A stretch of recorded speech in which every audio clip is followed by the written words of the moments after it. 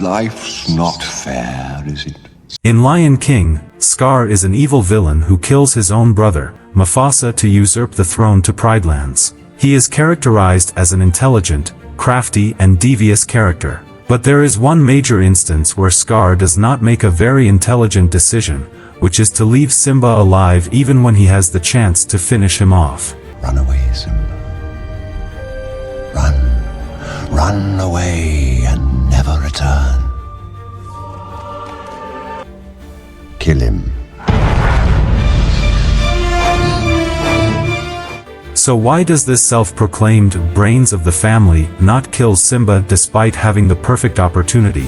Well, as far as brains go, I got the lion's share, but when it comes to brute strength, I'm afraid I'm at the shallow end of the gene pool. Let's break it down. Reason 1. Scar prefers psychological torture over direct killing. Scar is a character with a disturbing psychology. Unlike Mufasa, who respects the circle of life and sees killing as an unavoidable part of living in the ecosystem, Scar kills to establish dominance. He doesn't kill swiftly, he savors it. The opening scene shows his love for psychological torment. He dangles the mouse in front of his jaws, the way he lets it believe it has a chance to escape before trapping it once again. It's all a game to him. Scar, don't look at me that way! Help! Scar. Drop him. Impeccable timing, Your Majesty. In fact, his weakness for psychological torment is what ends up getting him killed. When he confronts Simba in the gorge, he doesn't just declare victory. He leans in, whispers those infamous words. Here's my little secret. I killed Mufasa. It's not enough for Simba to die. Scar wants to watch him suffer first. If he had simply killed Simba, the pain would have been over. Instead, he takes his time tormenting Simba, which eventually gives Simba enough time to turn the tides. Reason 2. Scar avoids physical confrontation. Scar is no fighter.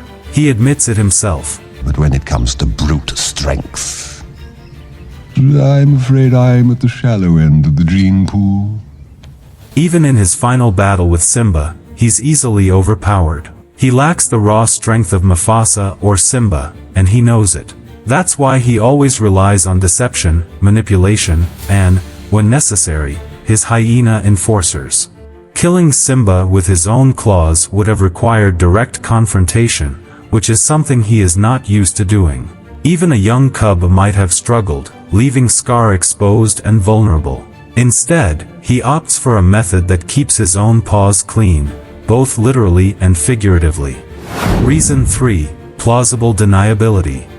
Scar was hoping for the stampede to kill both Mufasa and Simba. But when Simba manages to live, Scar has to improvise. But timing was everything. Scar knew that it was only a matter of minutes before Zazu found the lionesses and brought them to the gorge. If he was found standing over Simba's lifeless body, or worse still chasing him, suspicions could arise. Instead, Scar plays the grieving uncle, pretending to be too distraught to act. Of course you didn't. No one ever means for these things to happen. By letting Simba run, he makes sure that Simba is no longer at the crime scene. He sends the hyenas after him, ensuring the kill happens far away in the wilderness, away from prying eyes. If the lionesses ever asked questions about where Simba's body was, he could feign innocence.